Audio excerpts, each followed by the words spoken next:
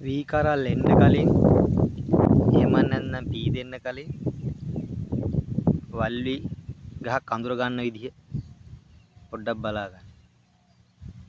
සාමාන්‍ය වගාවක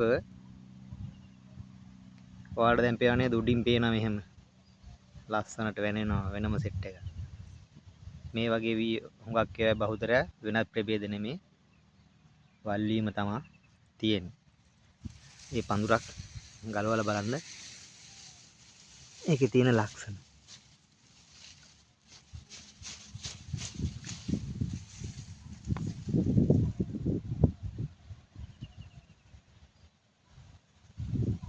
දම් පාට කඳ දම් පාට කඳක් තියෙනවා.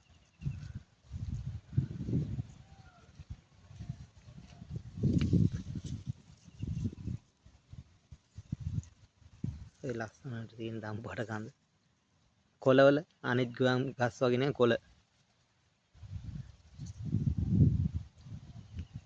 මහතක් නෑ කෙටි දිගටි නිකන් වැනෙන සුළුයි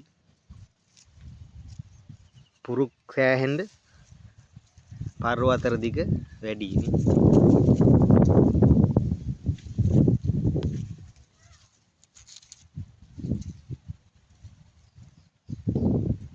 ඔව් ඉතින් මේවා අනිවාර්යෙන් වල්වි වනවි.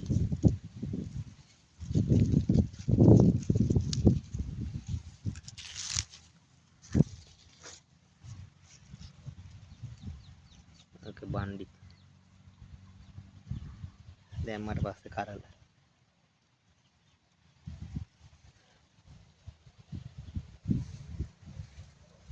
මේ උඩින් තියෙන හුඟක් ඒවා වල්ලීම තමයි තියෙන්නේ. එම්බ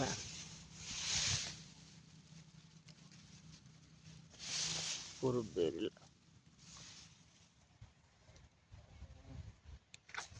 ආර්ථක අසන්නක් දෙන්නේ නැහැ සරු කරලුත් නැහැ සහල් වල ගුණාත්මයක් නැති වෙනවා. එහෙනම් මේ වගේ ගස් අයින් කරගන්න. මොකද ඔයාලා යොදන පොහොර වතුර ඔක්කොම